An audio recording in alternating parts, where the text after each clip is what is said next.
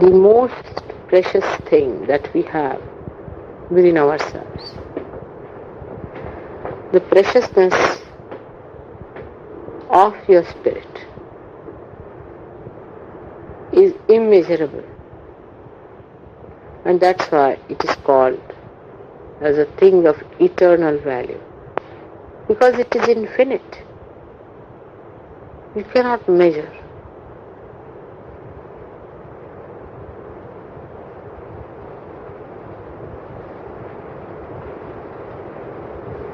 Now, God, the Almighty, we say, is Sat Chit Anand. Sat means the truth. The truth we understand in human terminology is relative. But the Sat I am telling you is the absolute from where all the relations start. Example, I'll tell you how to understand.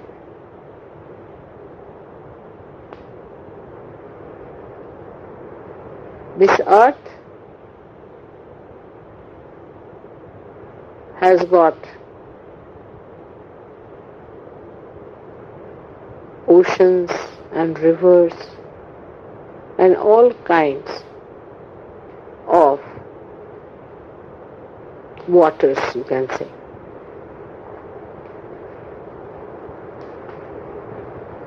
But earth is enveloping all of them.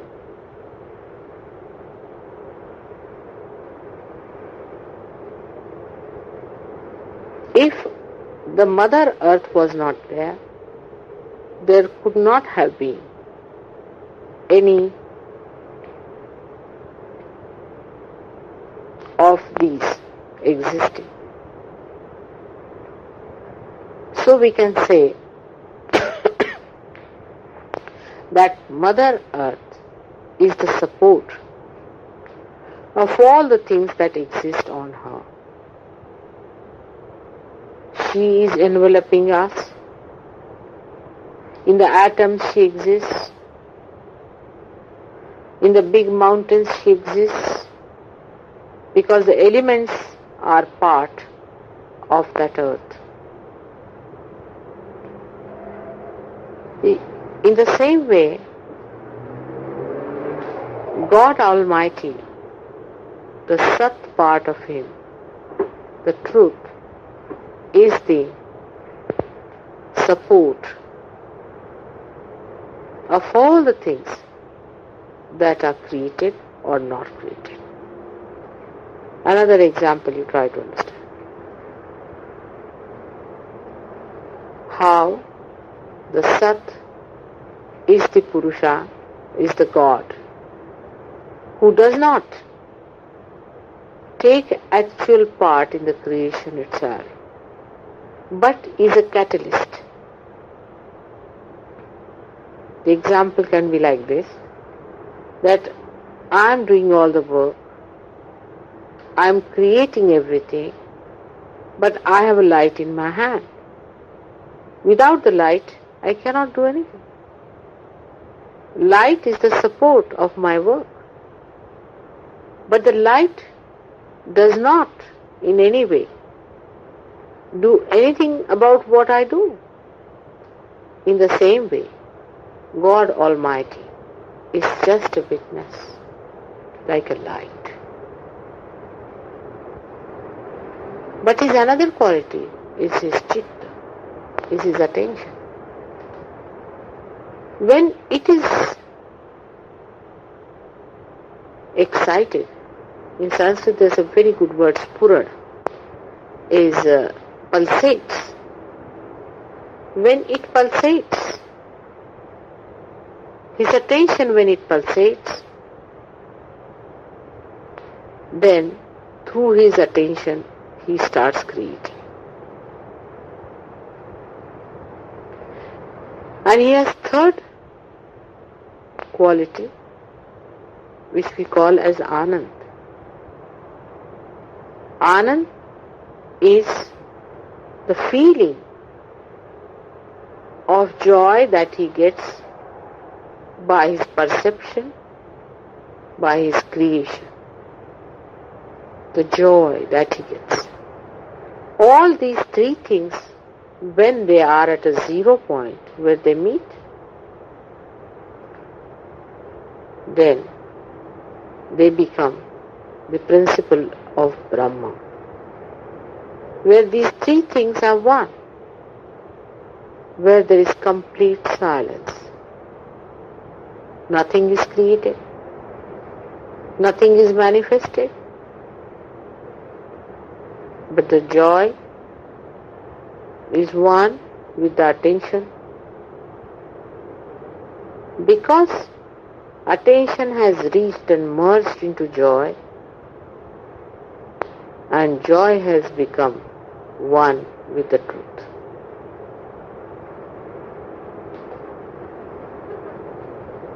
This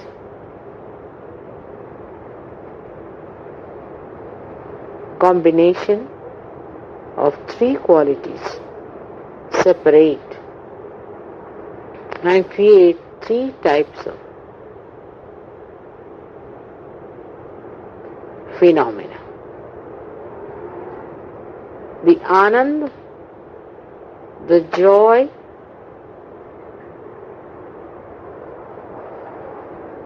in God, moves with his creation and with the truth.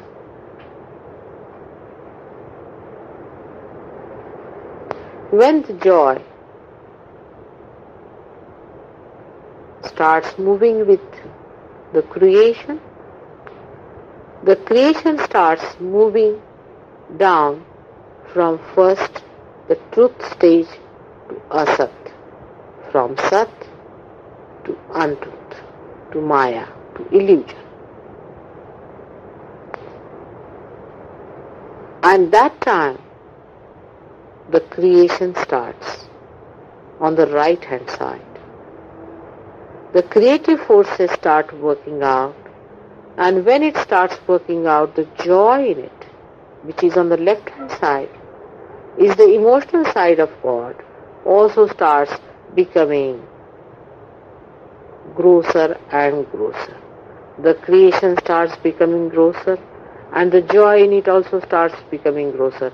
And the Sat, the light of God, also starts becoming grosser and grosser and grosser, till they reach a stage where there is, we can say, a complete darkness of Tamoguna, the complete creation of the creativity, and the complete sleeping of the joy element.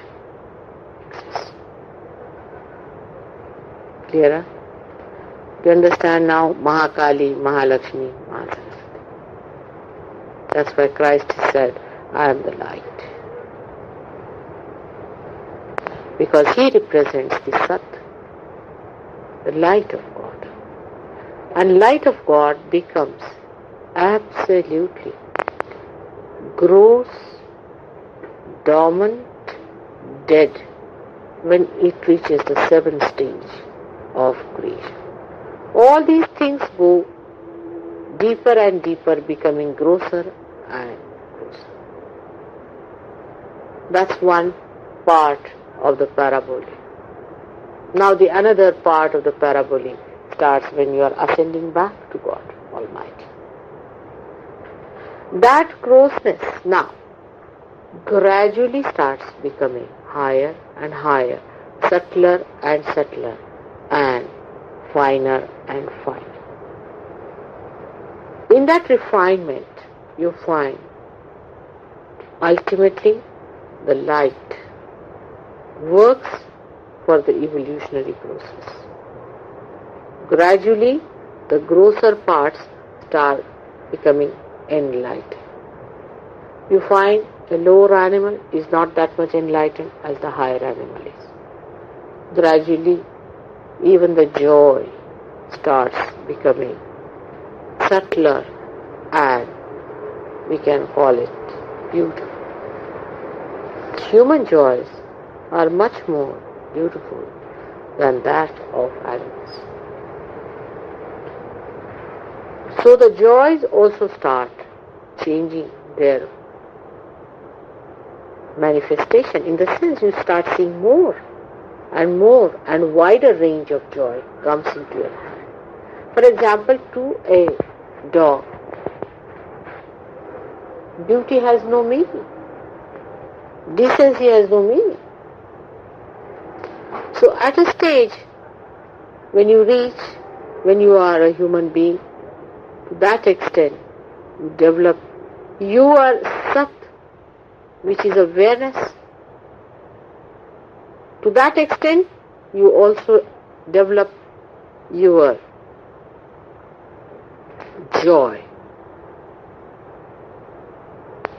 and to that extent you also develop your creative action. Now you see how the creativity of God passes into the hand of man when he turns round. How the joy of God passes into the hand of man, and how his light comes into the heart of man as spirit. It's beautiful. And at that stage, when you have become a human being, people say human beings have a soul. Not that others do not have, but the light starts burning in a human being only. Because of that light, we talk of religion, we talk of God, and we talk of eternal things. But it's a very precarious stage, that is to be human beings. Because at this stage, you have to jump only a little bit that side, while you start jumping this side and that side. Because this jumping is not possible unless and until the awareness reaches that stage where you become independent, and in that independence you find your own glory. This is the position, because your glory cannot be yours unless and until you are independent. As long as you are slaves or under bondage of something that is gross, how can you enjoy that eternal joy that is within you? So it is for you to expose yourself more to that joy by opening out yourself more and more, getting subtler and cleaner, so that you feel that joy.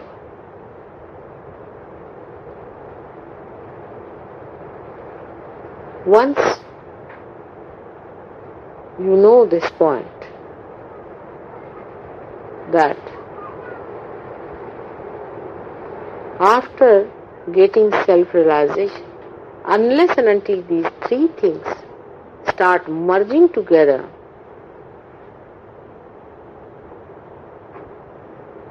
you cannot feel that you have established yourself. The joy within you must be felt through your awareness, otherwise you cannot feel it. Supposing you had no eyes, how can you see? If you were not aware to see me, how will you feel me? If you are not aware to feel me, how can you see me? If you are not aware to hear me, how can you understand me? And once that awareness comes to you, then only the joy awakens within you. Because only through these subtle feelings of awareness you are going to absorb the joy. As just now you felt him and you said, oh, what a beautiful thing it is. You felt very happy. You are feeling the joy of this creation that is taken. And man is the summit of creation.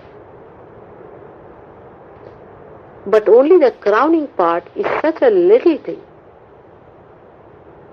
Very little it is. It's a very little distance. It crosses in no time. But only thing is that these three things have to be combined. And that's why I find that even you get realization, you do not feel the silence because you have not become the light. You do not feel the joy because you have not become the Anand. That is the left side of yourself. In everything there is joy. As human being only you start seeing joys in the patterns. You see a tree bark, you open it out, you see the patterns. You call it the veneer, you call it the